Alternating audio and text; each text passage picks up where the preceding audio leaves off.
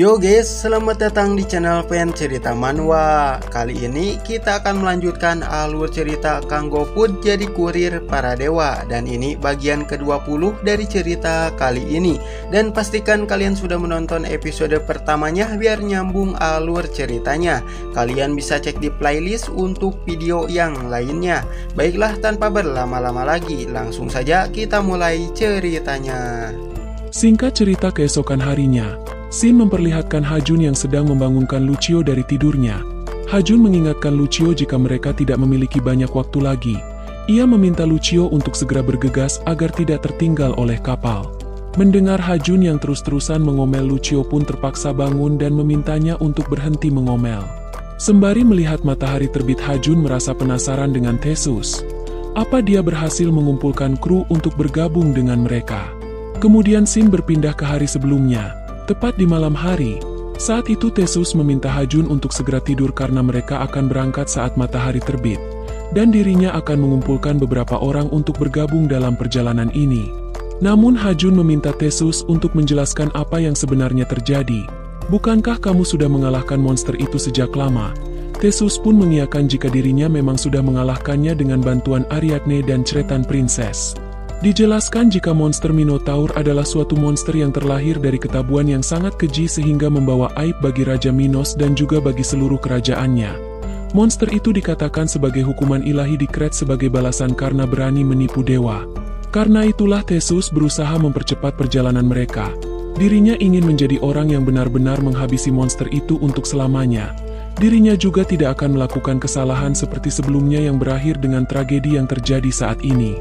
Mendengar itu, Ha-jun mengutarakan rasa penasarannya. Jika begitu, bukankah mereka tidak perlu mengumpulkan banyak orang? Theseus juga memikirkan hal itu.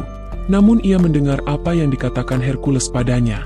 Setelah mengingat apa yang dikatakan Theseus di hari sebelumnya, Ha-jun penasaran dengan apa yang didengar Theseus dari Hercules. Ha-jun mengira jika apa yang dikatakan Hercules pastinya berkaitan dengan apa yang dikatakan Hephaestus padanya. Perkataan yang membahas terkait tanah terbelah menjadi 7 bagian dan benih yang telah ditanam. Memikirkan itu semua, Ha-jun merasa sangat pusing. Ia juga merasa jika dirinya akan terjebak dalam kekacauan yang lebih besar. Tidak lama fokus Ha-jun dibuyarkan oleh Lucio yang datang menghampirinya sembari berteriak kesenangan. Ia mengatakan jika dirinya sudah selesai dan siap untuk pergi sekarang. Melihat itu, Ha-jun berkata dalam diamnya, dia benar-benar tidak mengerti dengan betapa seriusnya situasi saat ini. Beberapa waktu setelah itu, Shin memperlihatkan prajurit yang sedang bergotong royong memindahkan balok ke atas kapal. Di saat Theseus akan memindahkan salah satu balok yang ada di sana, ia melihat Ha-jun datang menghampirinya. Aku baru saja akan mencarimu, tapi kamu tiba tepat waktu. Lalu Theseus meminta Ha-jun dan Lucio untuk segera naik ke atas kapal. Mereka akan segera berangkat setelah memindahkan semua balok yang tersisa. Ha-jun pun mengiyakan. Di saat Ha-jun akan menaiki kapal, ia dibuat cukup terkesan melihat ukuran kapal itu yang lebih besar dari apa yang ia bayangkan. Begitu juga dengan Lucio. Ini pertama kalinya aku berada di kapal Theseus. Tepat setelah Lucio mengatakan itu, seseorang dengan rambut biru tersenyum dan lalu mengatakan, apalagi yang kamu harapkan? Bagaimanapun juga kapal ini memang milik seorang pahlawan legendaris. Mendengar perkataan yang seperti merendahkan itu, dengan kesal Ha-jun bertanya pada Lucio, apa kamu mengatakan sesuatu? Lucio pun dibuat panik olehnya. Ia pun menyangkal jika bukan dirinya yang mengatakan hal itu. Tidak lama dari itu, Ha-jun dikejutkan dengan seseorang yang mengatakan jika dirinya yang mengatakan itu. Sungguh reaksi yang biasa bagi HYMPH kampungan dan tuannya. Kalian pasti tercengang melihat kapal sungguhan untuk pertama kalinya. Kalian berdua benar-benar payah. Terlihat sosok yang mengatakan itu memiliki tubuh kecil, rambut biru dan juga memiliki sayap di belakangnya. Ternyata dia adalah ras yang sama dengan Lucio. Melihat sosok itu, Lucio sangat kesenangan. Lucio mengatakan jika dirinya mengenal sosok itu. Apakah kamu Lufore? Mendengar itu, Ha-jun menanyakan apakah Lucio benar-benar mengenalnya. Tidak mendengarkan Lucio malah mendekati Lufore. Ia mengutarakan rasa kekagumannya pada Lufore karena Lufore dikirim untuk menolong seorang pahlawan.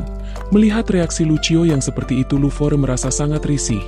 Ia pun meminta Lucio untuk berhenti berpura-pura bahwa kita itu berteman. Melihat kedekatan mereka yang seperti keluarga, Ha-jun dibuat terkesima. Selain itu, ia juga baru pertama kalinya melihat ras HYMPH selain Lucio.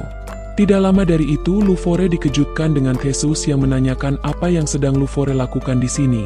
Bukankah aku sudah memintamu untuk membawa tamu ke kamarnya? Hajun pun meminta Theseus untuk tenang karena dirinya tidak mempermasalahkan itu. Selain itu, Lucio dan Lufore sudah berteman sejak lama. Karena itu dirinya membiarkan mereka mengobrol sebentar. Mendengar itu, Theseus meminta maaf. Sebelumnya ia mengira jika Lufore bermalas-malasan. Namun Theseus meminta mereka semua untuk segera naik karena kita akan segera berangkat. Sesampainya Hajun di ruangan yang akan ia tempati, Lufore berterima kasih atas perkataan Hajun sebelumnya yang telah membelanya. Hajun pun meminta Lufore untuk tidak berterima kasih. Sudah sewajarnya untuk membantu teman dari teman. Kalau kamu teman Lucio itu artinya kamu juga temanku. Mendengar itu Lucio dibuat keheranan. Ia menanyakan kenapa jika berteman denganku otomatis membuat mereka jadi temanmu.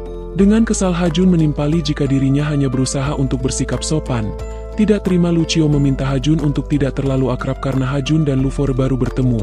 Melihat mereka yang malah memperdebatkan masalah sepele seperti itu, Lufore merasa sedikit iri karena Lucio dan Hajun sangat dekat seperti sebuah keluarga.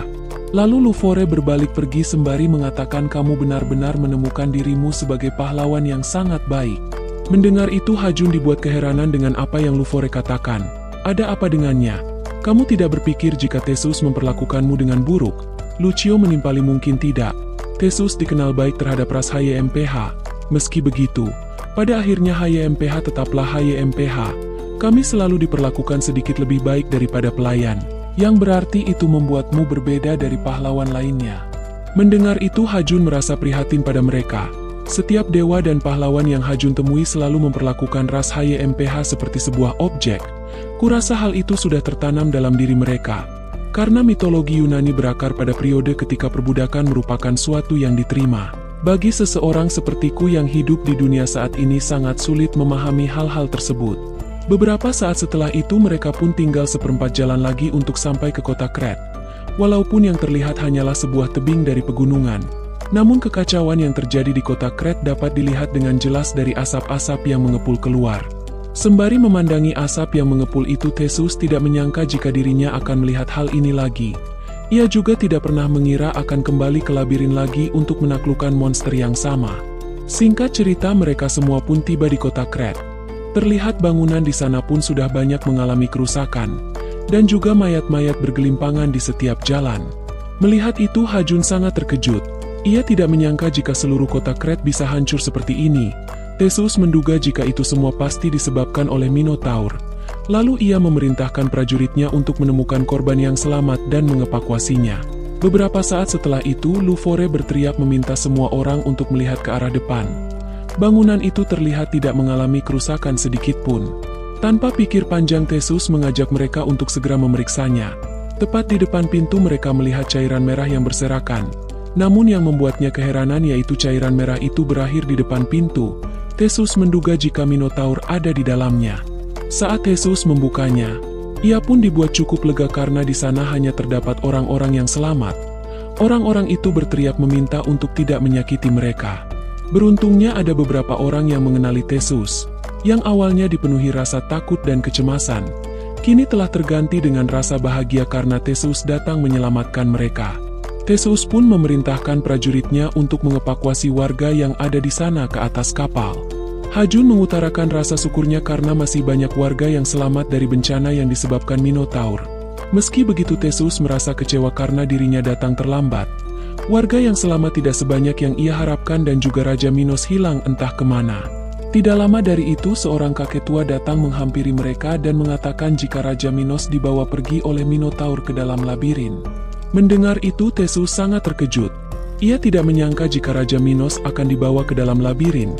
Jika mereka tidak bergerak cepat suatu kekacauan yang lebih besar bisa saja terjadi. Singkat cerita, mereka bertiga pun sampai di pintu masuk labirin. Kedatangan mereka jelas untuk menyelamatkan Raja Minos yang disandra di dalam sana.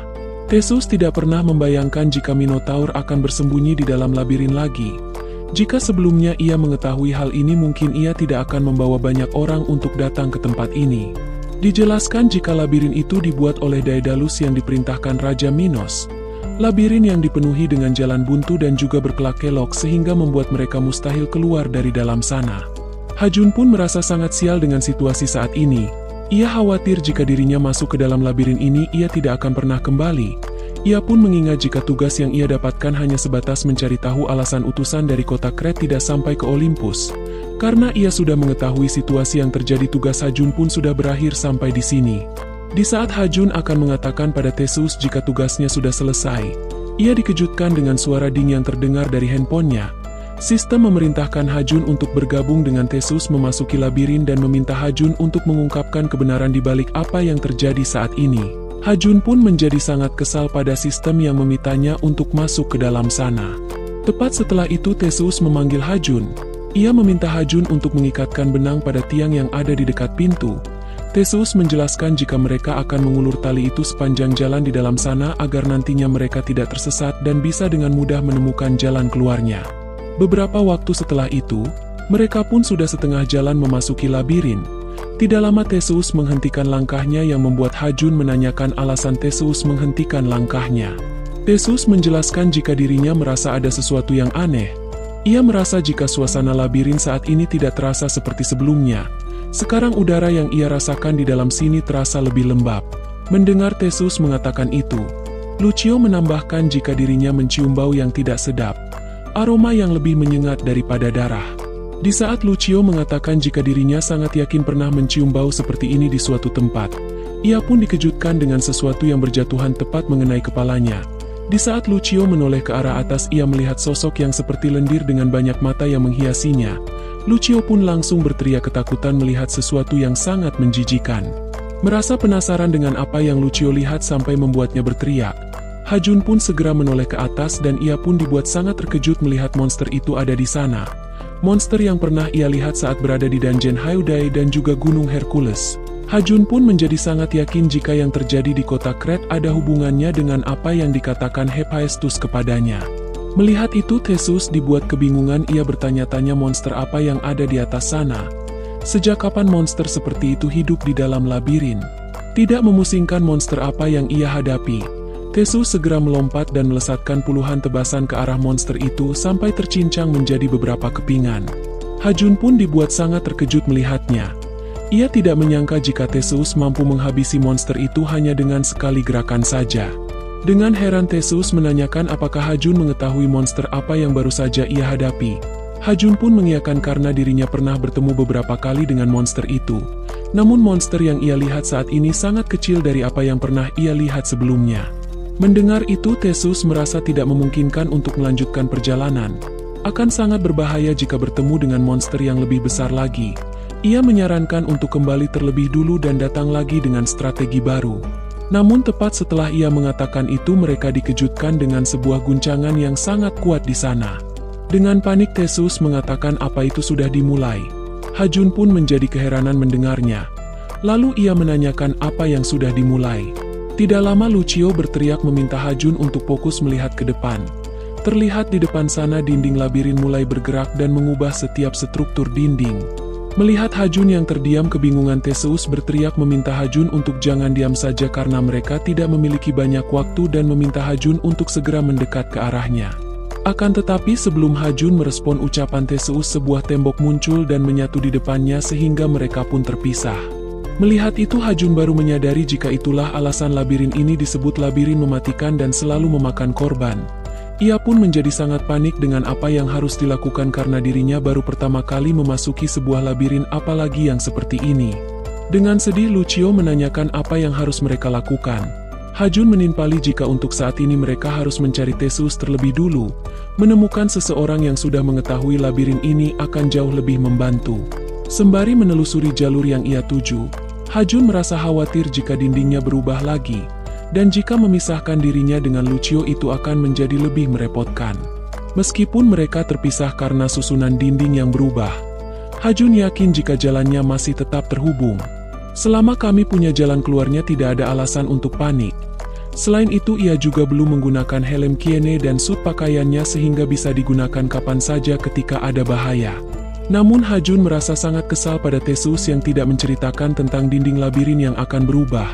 Ia mengira jika ada sesuatu yang Theseus sembunyikan darinya.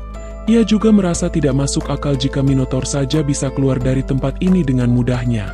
Beberapa waktu setelah itu Lucio menyarankan untuk menggunakan sepeda motor agar bisa dengan cepat menelusuri jalan ini. Ha-jun pun mengatakan jika itu memang bagus, tapi jika menggunakan sepeda motor ia khawatir jika benangnya akan terputus. Tidak lama dari itu mereka dikejutkan dengan getaran yang terjadi di sana dan juga suara langkah kaki yang menyertai setiap getaran itu.